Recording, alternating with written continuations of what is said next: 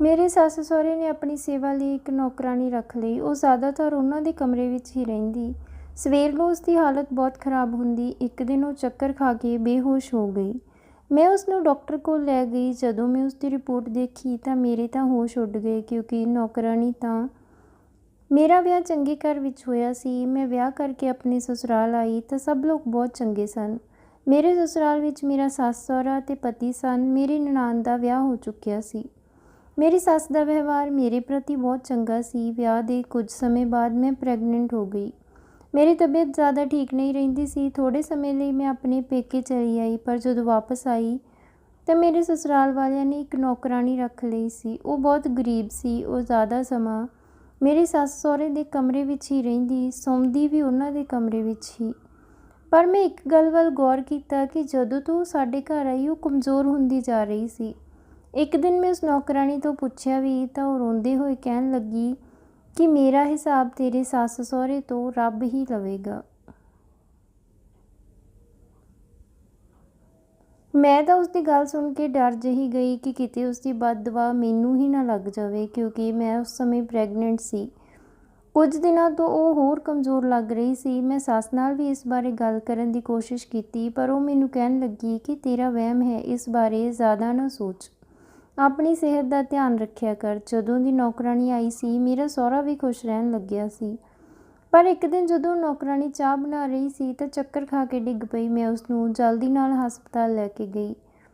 ਉੱਥੇ ਉਸਦੇ ਕੁਝ ਟੈਸਟ ਹੋਏ। ਜਦੋਂ ਡਾਕਟਰ ਨੇ ਉਸਦੀ ਰਿਪੋਰਟ ਪੜ੍ਹ ਕੇ ਸੁਣਾਈ ਤਾਂ ਮੇਰੇ ਤਾਂ ਹੋਸ਼ ਹੀ ਉੱਡ ਗਏ, ਕਿਉਂਕਿ ਮੇਰੀ ਸੱਸ ਪਿਛਲੇ 3 ਮਹੀਨਿਆਂ ਤੋਂ ਉਸ ਨਾਲ ਗਲਤ ਕਰ ਰਹੀ ਸੀ। ਮੈਨੂੰ ਆਪਣੇ ਕੰਨਾਂ 'ਤੇ ਯਕੀਨ ਨਹੀਂ ਹੋ ਰਿਹਾ ਸੀ ਕਿ ਭਲਾ ਮੇਰੀ ਸੱਸ ਇਸ ਤਰ੍ਹਾਂ ਦੀ ਘਟੀਆ ਹਰਕਤ ਕਿਵੇਂ ਕਰ ਸਕਦੀ ਸੀ। ਮੈਂ ਰਿਪੋਰਟ ਲੈ ਕੇ ਘਰ ਆ ਗਈ ਅਤੇ ਆਪਣੇ ਪਤੀ ਨੂੰ ਸਾਰੀ ਗੱਲ ਦੱਸੀ ਤਾਂ ਉਹ ਮੇਰੇ ਸੱਸ ਸਹੁਰੇ ਤੋਂ ਪੁੱਛਣ ਲੱਗੇ ਕਿ ਜੋ ਡਾਕਟਰ ਨੇ ਕਿਹਾ ਕੀ ਉਹ ਸਭ ਸੱਚ ਹੈ।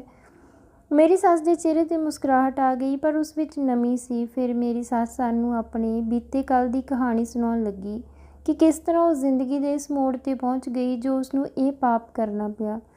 ਉਹ ਕਹਿਣ ਲੱਗੀ ਕਿ ਜਦੋਂ ਮੇਰਾ ਵਿਆਹ ਹੋਇਆ ਤਾਂ ਮੈਂ ਆਪਣੇ ਸਸੁਰਾਲ ਗਈ ਤਾਂ ਮੇਰੀ ਸੱਸ ਤੇ ਨਨਾਣ ਨੇ ਮੇਰਾ ਜਿਉਣਾ ਹਰਾਮ ਕਰ ਦਿੱਤਾ।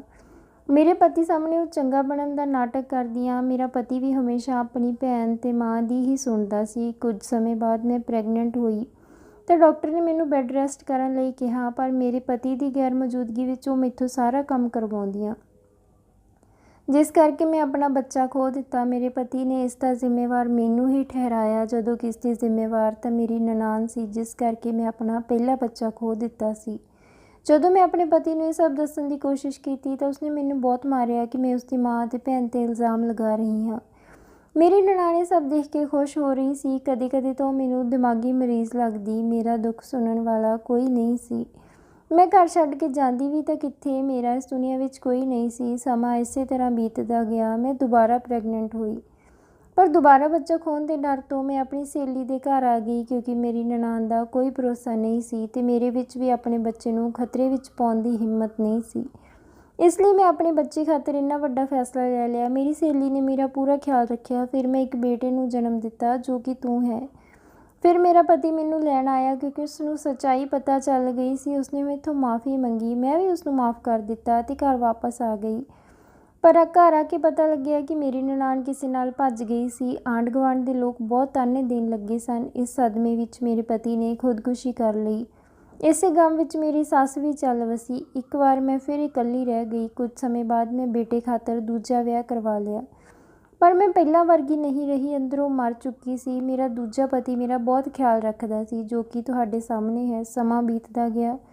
ਮੇਰੀ ਇੱਕ ਬੇਟੀ ਵੀ ਹੋ ਗਈ। ਸਮੇਂ ਦੇ ਨਾਲ ਸਭ ਵੱਡੇ ਹੋ ਗਏ। ਕੁਝ ਸਮਾਂ ਪਹਿਲਾਂ ਇੱਕ ਔਰਤ ਆਪਣੇ ਘਰ ਆਈ। ਉਹ ਮੇਰੀ ਉਹੀ ਨਨਾਣ ਸੀ ਜੋ ਘਰੋਂ ਭੱਜ ਗਈ ਸੀ। ਉਸਨੇ ਹੱਥ ਜੋੜ ਕੇ ਮੈਥੋਂ ਮਾਫ਼ੀ ਮੰਗੀ ਅਤੇ ਕਿਹਾ ਕਿ ਮੇਰੀ ਬੇਟੀ ਨੂੰ ਆਪਣੇ ਘਰ ਰੱਖ ਲਵੋ। ਮੇਰੀ ਨਨਾਣ ਨੇ ਜਿਸ ਨਾਲ ਭੱਜ ਕੇ ਵਿਆਹ ਕਰਵਾਇਆ ਸੀ, ਉਹ ਇੱਕ ਜੁਆਰੀ ਅਤੇ ਨਸ਼ੇੜੀ ਸੀ। ਉਸਦੀ ਧੀ ਜਵਾਨ ਸੀ। ਉਸਨੂੰ ਡਰ ਸੀ ਕਿ ਕਿਤੇ ਉਸਦਾ ਪਤੀ ਉਸਦੀ ਧੀ ਨੂੰ ਹੀ ਨਾ ਵੇਚ ਦੇਵੇ। ਉਹ ਮੈਨੂੰ ਮੇਰੇ ਪਹਿਲੇ ਪਤੀ ਦਾ ਵਾਸਤਾ ਦੇਣ ਲੱਗੀ। ਇਸ ਲਈ ਮੈਂ ਉਸਦੀ ਧੀ ਨੂੰ ਨੌਕਰਾਣੀ ਬਣਾ ਕੇ ਰੱਖ ਲਿਆ। ਜਿਸ ਨੂੰ ਤੂੰ ਨੌਕਰਾਣੀ ਸਮਝ ਰਿਹਾ ਹੈ, ਉਹ ਤੇਰੀ ਉਸ ਭੂਆ ਦੀ ਕੁੜੀ ਹੈ ਜਿਸ ਨੇ ਮੈਨੂੰ ਬਹੁਤ ਦੁੱਖ ਦਿੱਤਾ ਸੀ। ਮੈਨੂੰ ਉਸ ਔਰਤ ਨਾਲ ਇੰਨੀ ਨਫ਼ਰਤ ਹੈ ਜਿਸ ਨੂੰ ਮੈਂ ਜਿਉਂਦੇ ਜੀ ਕਦੇ ਮਾफ़ ਨਹੀਂ ਕਰ ਸਕਦੀ। ਜੋ ਉਸਨੇ ਮੇਰੇ ਨਾਲ ਕੀਤਾ ਉਹ ਮੈਂ ਕਦੇ ਨਹੀਂ ਭੁੱਲ ਸਕੀ। ਉਸ ਨੂੰ ਦੇਖ ਕੇ ਮੇਰੇ ਜ਼ਖਮ ਫਿਰ ਹਰੇ ਹੋ ਗਏ। ਮੈਂ ਉਸਦੀ ਬੇਟੀ 'ਤੇ ਅਤਿਆਚਾਰ ਕਰਨੇ ਸ਼ੁਰੂ ਕਰ ਦਿੱਤੇ। ਉਸਨੂੰ ਸਾਰੀ ਰਾਤ ਸੌਣ ਨਾ ਦਿੰਦੀ ਆਪਣੀਆਂ ਤੇ ਪਤੀ ਦੀਆਂ ਲੱਤਾਂ ਦਬਾਉਂਦੀ ਰਹਿੰਦੀ। ਜੇ ਉਹ ਸੌਣ ਲੱਗਦੀ ਤਾਂ ਉਸਦੇ ਮੂੰਹ 'ਤੇ ਥੱਪੜ ਮਾਰਦੀ, ਜਿਸ ਕਰਕੇ ਉਸਦੀ ਇਹ ਹਾਲਤ ਹੋ ਗਈ।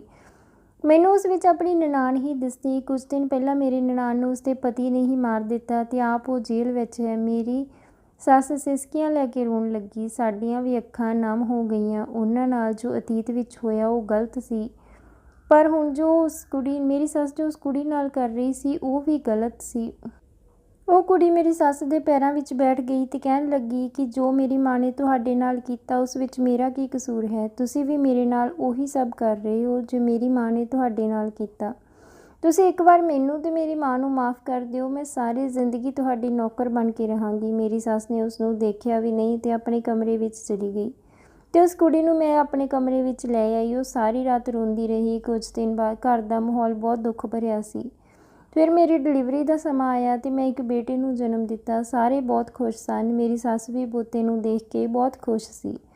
ਉਹ ਮੈਨੂੰ ਮੂੰਹੋਂ ਮੰਗਿਆ ਇਨਾਮ ਦੇਣ ਨੂੰ ਤਿਆਰ ਸੀ। ਮੈਂ ਤਾਂ ਉਹਨਾਂ ਤੋਂ ਇੱਕ ਹੀ ਚੀਜ਼ ਮੰਗੀ ਕਿ ਉਸ ਕੁੜੀ ਨੂੰ ਆਪਣੇ ਘਰ ਵਿੱਚ ਧੀ ਦਾ ਦਰਜਾ ਦੇ ਦਿਓ। ਪਹਿਲਾਂ ਤਾਂ ਮੇਰੀ ਸੱਸ ਹੈਰਾਨ ਹੋ ਗਈ, ਪਰ ਫਿਰ ਉਹ ਸਾਡੇ ਕਹਿਣ 'ਤੇ ਮੰਨ ਗਈ। ਹੁਣ ਉਹ ਮੇਰੇ ਪਤੀ ਦੀ ਭੈਣ ਬਣ ਕੇ ਰਹਿਣ ਲੱਗੀ। ਕਈ ਵਾਰ ਸਾਡੀ ਨਫ਼ਰਤ ਇੰਨੀ ਵੱਧ ਜਾਂਦੀ ਹੈ ਕਿ ਅਸੀਂ ਬੇਕਸੂਰ ਨੂੰ ਬਹੁਤ ਤਕਲੀਫ ਪਹੁੰਚਾ ਦਿੰਦੇ ਹਾਂ। ਤਾਂ ਦੋਸਤੋ, ਇਹ ਸੀ ਅੱਜ ਦੀ ਕਹਾਣੀ। ਉਮੀਦ ਕਰਦੇ ਹਾਂ ਤੁਹਾਨੂੰ ਪਸੰਦ ਆਈ ਹੋਵੇਗੀ। ਤਾਂ ਵੀਡੀਓ ਨੂੰ ਲਾਈਕ ਤੇ ਸ਼ੇਅਰ ਜ਼ਰੂਰ ਕਰ ਦਿਓ ਤੇ ਚੈਨਲ ਨੂੰ ਵੀ ਜ਼ਰੂਰ ਸਬਸਕ੍ਰਾਈਬ ਕਰਿਓ।